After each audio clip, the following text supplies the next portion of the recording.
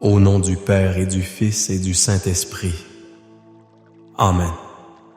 Bonjour ma famille prophétique, que la paix de notre Seigneur Jésus-Christ, l'amour de Dieu le Père et la communion du Saint-Esprit soient avec chacun de vous là où vous êtes en ce moment.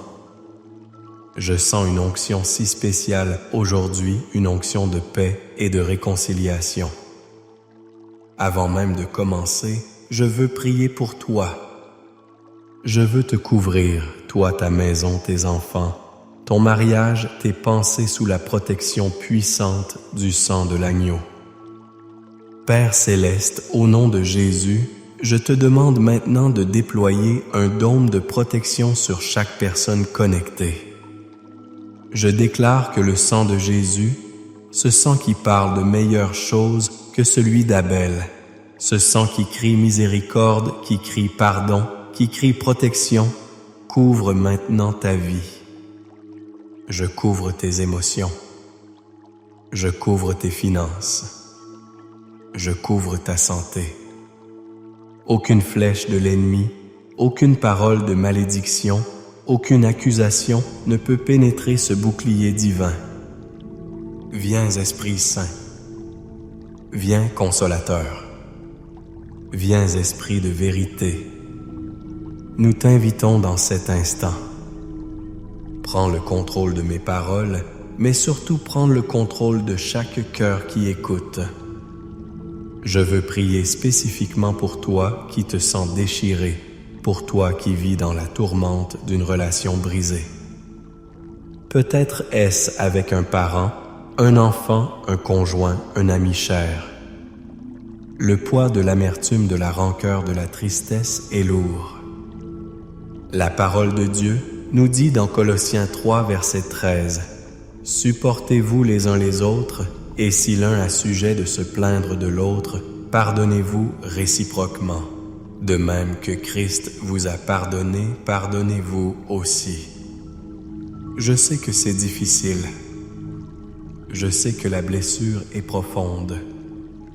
Mais en ce moment même, au nom de Jésus, je prends autorité sur l'esprit de division qui a tourmenté ta famille. Je brise les chaînes de la rancœur qui ont emprisonné ton cœur. Je commande à la douleur de cette trahison de se soumettre à la puissance du sang de Jésus. Reçois un avant-goût de la paix de Dieu qui surpasse toute intelligence dès maintenant au nom puissant de Jésus. Amen. Famille, si vous sentez déjà la présence de Dieu, je vous invite à faire 3 choses. Premièrement, écrivez « Amen, je reçois la paix » dans les commentaires pour sceller cette parole. Deuxièmement, aimez cette vidéo et abonnez-vous à notre chaîne pour ne manquer aucun de ces moments puissants où Dieu nous parle. Et troisièmement, devenez un messager de paix. Partagez cette transmission avec 7 personnes. 7 est le chiffre de la perfection divine. 7 personnes dans votre vie ont besoin d'entendre ce message de paix et de réconciliation aujourd'hui. Et restez jusqu'à la fin, car je ferai une prière spéciale et prophétique pour toute personne qui a une relation familiale ou amicale qui semble humainement irréparable. Dieu va faire un miracle. Aujourd'hui, le Seigneur a mis sur mon cœur 2 psaumes qui sont comme 2 piliers pour nos vies, le psaume 23 et le psaume 91. L'un nous parle de la paix intérieure et l'autre de la sécurité extérieure. Et lorsque ces 2 vérités divines s'ancrent dans ton cœur, la réconciliation devient non seulement possible, mais inévitable. Notre premier point est celui-ci. La paix du bon berger, la source de notre réconciliation intérieure. Le psaume 23 commence par ces mots que nous connaissons si bien. « L'Éternel est mon berger, je ne manquerai de rien. » Arrêtons-nous un instant. La paix ne commence pas quand les problèmes disparaissent. La paix commence quand la présence du berger devient plus réelle que la présence de tes problèmes. David n'a pas écrit ce psaume dans un palais entouré de confort. Il l'a écrit dans le désert, pourchassé par ses ennemis, trahi par les siens. Sa paix ne dépendait pas de ses circonstances, mais de son berger. Il me fait reposer dans de verts pâturages. Il me dirige près des eaux paisibles. Il restaure mon âme. Écoute bien. Ton âme a besoin d'être restaurée.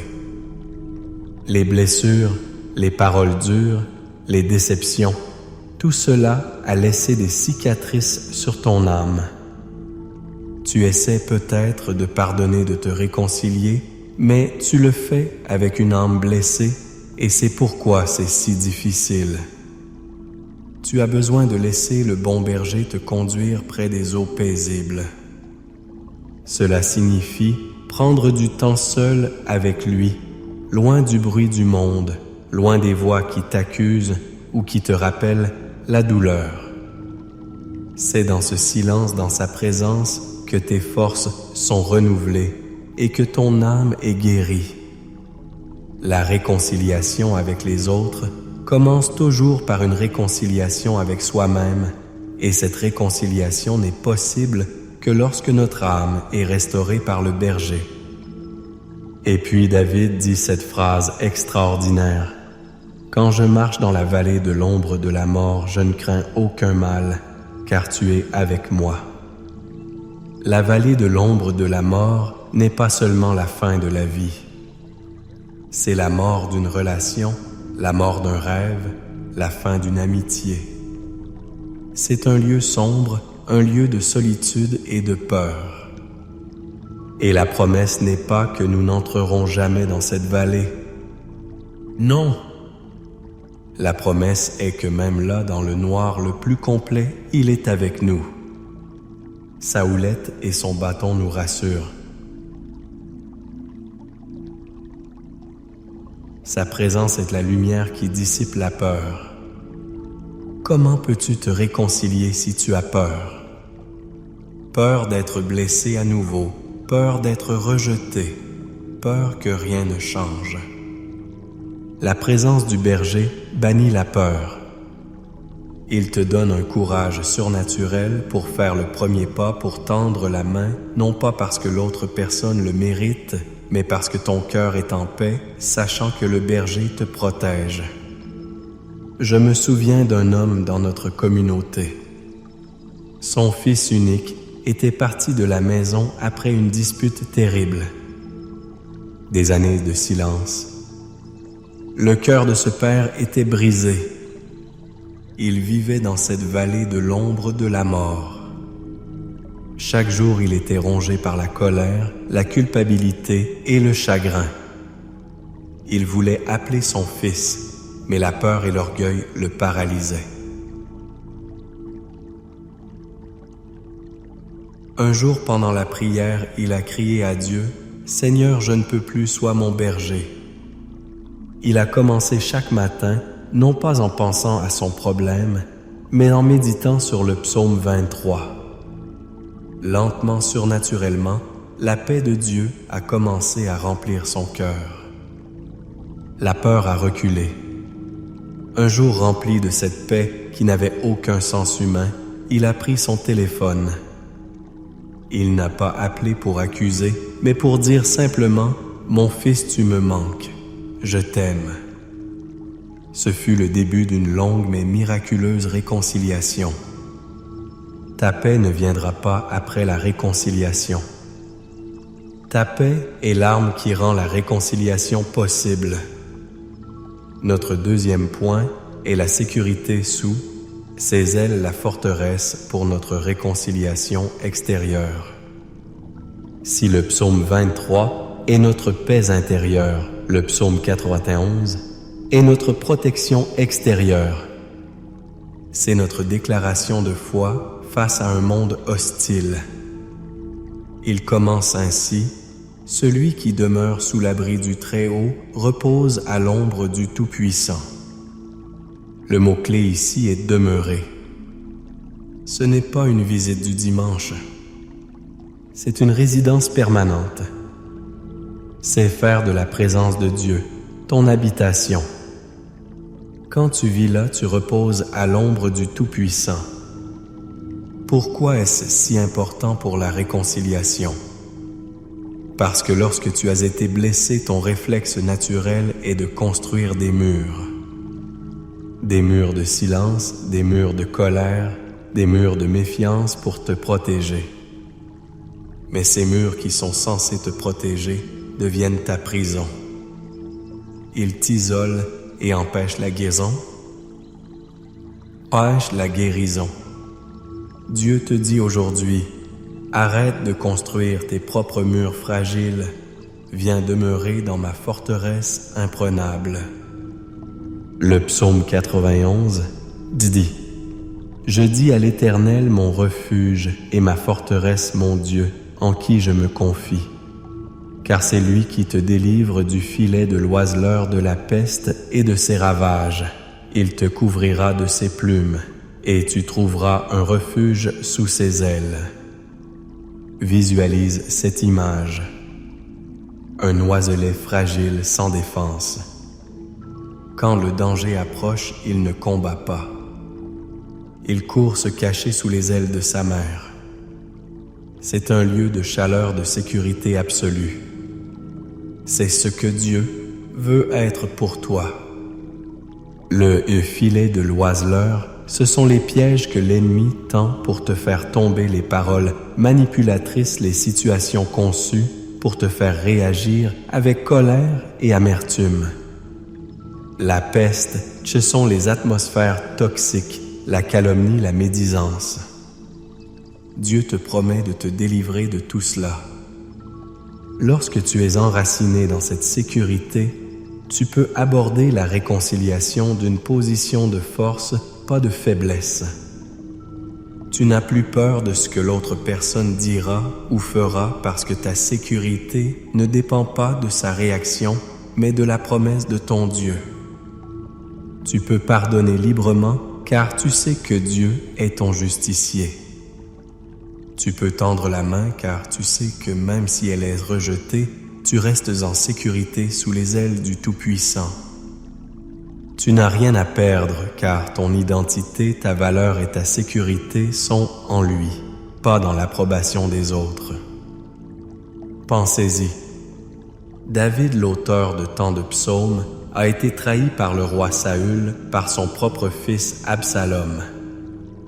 Humainement, il avait toutes les raisons de vivre dans la peur et l'amertume.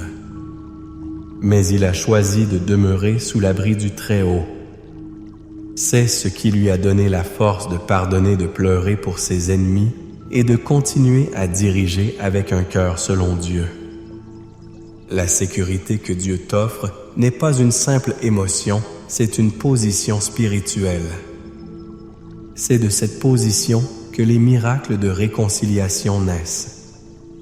Tu n'es plus une victime des circonstances, tu es un ambassadeur du royaume de Dieu, opérant depuis la forteresse de sa présence. Maintenant, je veux que tu reçoives cette parole non pas comme une simple poésie, mais comme un décret prophétique, un bouclier légal sur ta vie. Je vais lire l'intégralité du psaume 91. Ferme les yeux si tu le peux et reçois chaque mot comme une promesse personnelle de ton Père céleste. Celui qui demeure sous l'abri du Très-Haut repose à l'ombre du Tout-Puissant. Je dis à l'Éternel mon refuge et ma forteresse, mon Dieu, en qui je me confie. Car c'est lui qui te délivre du filet de l'oiseleur de la peste et de ses ravages. Il te couvrira de ses plumes et tu trouveras un refuge sous ses ailes. Sa fidélité est un bouclier et une cuirasse. Tu ne craindras ni les terreurs de la nuit, ni la flèche qui vole de jour, ni la peste qui marche dans les ténèbres, ni la contagion qui frappe en plein midi. Que 1000 tombent à ton côté et 10 000 à ta droite, tu ne seras pas atteint. De tes yeux seulement tu regarderas et tu verras la rétribution des méchants. car tu es mon refuge, ô Éternel. Tu fais du Très-Haut ta retraite. Aucun malheur ne t'arrivera, aucun fléau n'approchera de ta tente. Car il ordonnera à ses anges de te garder dans toutes tes voies. Ils te porteront sur les mains de peur que ton pied ne heurte contre une pierre. Tu marcheras sur le lion et sur l'aspic, tu fouleras le lionceau et le dragon. Puisqu'il m'aime, je le délivrerai. Je le protégerai puisqu'il connaît mon nom. Il m'invoquera et je lui répondrai. Je serai avec lui dans la détresse, je le délivrerai et je le glorifierai. Je le rassasierai de longs jours et je lui ferai voir mon salut. Amen. Que cette parole soit scellée dans ton esprit. Avec cette double fondation de la paix du berger et de la sécurité du Très-Haut, prions maintenant. Mettons en pratique cette foi. Père éternel, Dieu Tout-Puissant, nous venons devant ton trône de grâce, non pas sur la base de nos mérites, mais par le sang précieux de Jésus. Merci pour ta parole, qui est une lampe à nos pieds et une lumière sur notre sentier. Merci pour le psaume 23, qui nous rappelle que même dans les vallées les plus sombres, ta présence est notre paix. Seigneur, je prie pour chaque personne dont l'âme est abattue. Restaurez-les, Seigneur. Conduis-les près de tes eaux paisibles. Remplace leur anxiété par ta paix qui surpasse toute compréhension. Et merci pour le psaume 91, notre forteresse. Nous choisissons de demeurer en toi. Nous renonçons à la peur, à la méfiance, et nous nous réfugions sous tes ailes. Et maintenant, Père, comme je l'ai promis, je prie pour les situations de rupture qui semblent impossibles. Au nom de Jésus, je me tiens dans la brèche pour cette mère et ce fils qui ne se parle plus. Je me tiens dans la brèche pour ce mari et cette femme qui vivent comme des étrangers sous le même toit. Je me tiens dans la brèche pour ces amis que l'offense a séparés. Père, au nom de Jésus, je brise l'esprit d'orgueil qui empêche le pardon. Je brise l'esprit d'amertume qui empoisonne les souvenirs. Je libère maintenant une onction de réconciliation surnaturelle. Que les cœurs de pierre deviennent des cœurs de chair. Que les souvenirs des bonnes choses passées remontent à la surface. Je déclare que des téléphones vont sonner cette semaine. Je déclare que des messages inattendus de pardon seront envoyés.